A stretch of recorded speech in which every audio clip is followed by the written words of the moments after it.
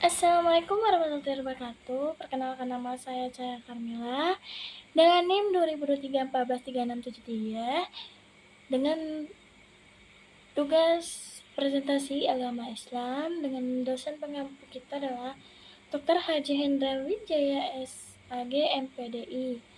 Hari ini saya akan berpresentasi tentang bagaimana membumikan Islam di Indonesia. Pertama kita masuk teori masuknya Islam di Indonesia, yaitu teori Gujarat. Kita iniin ya. Teori ini pertama kali ini ditemukan oleh John Pineapple yang merupakan profesor pertama tentang studi Melayu di Universitas Leiden atau Belanda. John Pineapple adalah seorang orientalis dari Universitas Leiden Belanda yang fokus ada manuskrip Melayu. Pineapple berargumen bahwa masukan Islam ke Indonesia berafiliasi dengan mazhab Syarif Arab dan Gujarat dan Malabar. Yang teori yang kedua itu adalah teori Arab. Menurut Prof. Hamka, motivasi awal kedatangan orang Arab tidak dilandasi oleh nilai-nilai ekonomi, tetapi didorong oleh motivasi semangat penyebaran agama Islam. Dalam pandangan Hamka, jalur pandangan antara Indonesia dan Arab telah berlangsung jauh sebelum Tarik Masehi. Selain itu ditemukan pulau sebuah naskah Tiongkok yang dicatat oleh pendeta Buddha itu Teshing yang melakukan perjalanan dari Canton menuju India. Yang ketiga, teori Persia. Teori ini menyatakan bahwa bangsa Persia atau bangsa Iran adalah bangsa yang menjadi penyebar agama Islam di Indonesia. Pada masa itu teori ini didukung oleh dua ahli yang bernama Demsmar Amir Hussein dan Prof. Hussein Dradiningrat. Teori Persia ada disebab banyak bukti paham Syah ketika Islam pertama kali masuk ke Indonesia. Yang keempat, teori Tiongkok. Teori Tiongkok menyatakan bahwa proses kedatangan Islam ke Indonesia, khusus di Jawa, berasal dari para perantau Tiongkok. Menurut teori ini, orang Tiongkok telah menghubung dengan masyarakat Indonesia jauh sebelum Islam dikenal di Indonesia pada masa Hindu dan Buddha. Etnis Tiongkok telah berbaur dengan penduduk Indonesia terutama melalui kontak dagang. Bahkan ajaran Islam telah sampai di Tiongkok pada abad ke-7 masa di mana agama ini baru. Bahkan ajaran Islam sampai berkembang. Terus Tiongkok Islam Jawa menyatakan, menurut kronik itu sumber luar negeri, pada masa dinasti Tang 1860 di daerah Canton Zhong di pesisir Tiongkok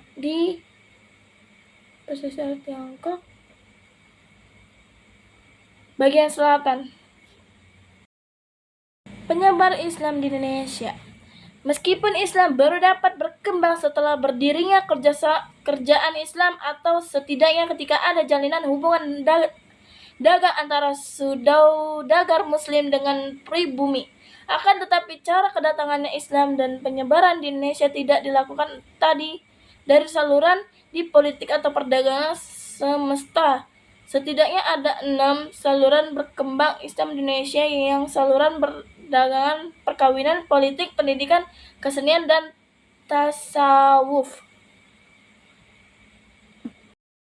Oke, penyebaran Islam di Indonesia itu yang pertama melalui perdagangan merupakan tahap yang dari awal dan tahap Islamisasi yang berpemikiran melalui pada abad ke-7 Masehi dan melibatkan perdagangan Arab, Persia, dan India. Melalui hubungan perdagangan tersebut, agama dan kebudayaan Islam masuk ke wilayah Indonesia ke abad ke-9 Masehi. Yang kedua, melalui perkawinan. Tahap perkawinan merupakan kelanjutan dari tahap perdagangan. Para pedagang yang menetap ada yang membentuk warga dengan penduduk setempat dengan cara menikah. Tidak dapat mempungkiri dari sisi ekonomi para pedagang Muslim memiliki status sosial yang lebih baik dibandingkan kebanyakan pribumi, sehingga penduduk pribumi terutama putri-putri bangsawan tertarik untuk menjadi istri para pedagang itu. Oke, yang ketiga melalui politik, yaitu masukan Islam melalui saluran yang terlihat ketika Samudra Pasha menjadi kerajaan. Terus yang keempat melalui pendidikan. Penyebaran Islam melalui pendidikan pada mulanya terjadi di lingkup keluarga hingga pada akhirnya berkembang di lingkup yang lebih luas seperti surau, masjid, serta pesantren. Yang kelima melalui kesenian, dan sampai yang keenam melalui tasawuf. Itu kalau kesenian itu adalah merupakan wahana untuk berdakwah bagi para pemuka agama di Indonesia. Pada proses ini yang paling terkenal menggunakan adalah para wali yang menyebarkan agama Islam di Jawa. Salah satu media pertunjukan yang paling terkenal melalui pertunjukan wayang atau Sunan Kalijaga.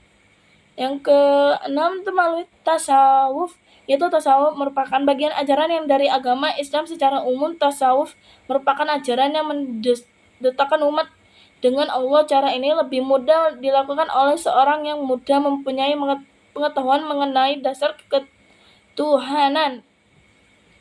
Penyebar Islam di Wali Songo. Di Wali Songo ini adalah Wali Songo merupakan jantung penyiaran Islam di Jawa. Ajaran-ajaran Wali Songo memiliki pengaruh yang besar di kalangan masyarakat Jawa. Bahkan kadangkala menyama pengaruh seorang raja, masyarakat Jawa memberikan gelar Sunan kepada Wali Songo.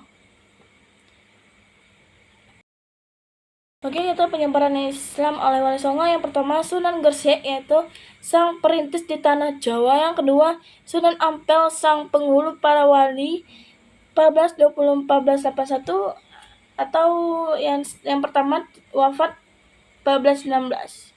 Di sini ada di belakang, susah disebutin. Yang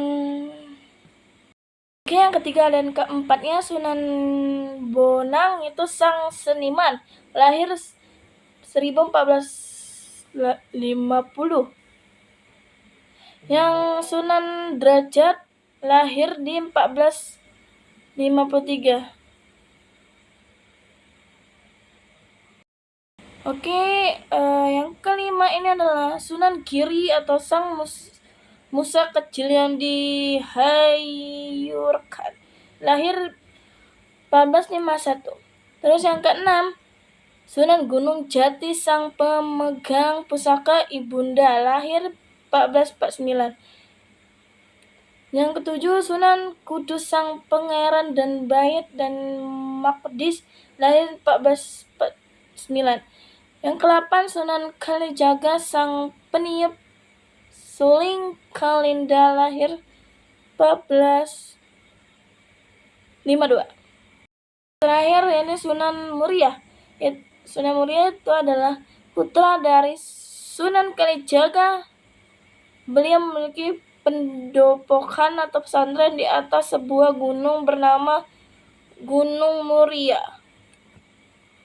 Saya akan menjelaskan kesimpulannya, yaitu Islam diajarkan untuk dapat membawa manusia ke jalan yang benar dan yang dari ridhonya oleh Allah SWT agar mereka dapat hidup dengan damai dan setausah. Islam sebagai rahmatan lil alamin merupakan agama yang mengajarkan nilai-nilai dan prinsip-prinsip kemanusiaan universal yang dibangun atas dasar kosmologi tauhid. Islam masuk ke Indonesia pada ke-7 Masehi melalui perdagangan Arab dan belajar dari Timur Tengah. Sejarah perkembangan Islam di Indonesia juga mempengaruhi oleh 9 wali yang merupakan tokoh-tokoh yang berperan besar dalam penyebar Islam di berbagai daerah di Indonesia. Kita aja kesimpulannya. Baik, terima kasih atasnya ini. Sekian presentasi saya. Terima kasih atas semuanya. Saya pamit dan wassalamualaikum warahmatullahi wabarakatuh. Bye-bye.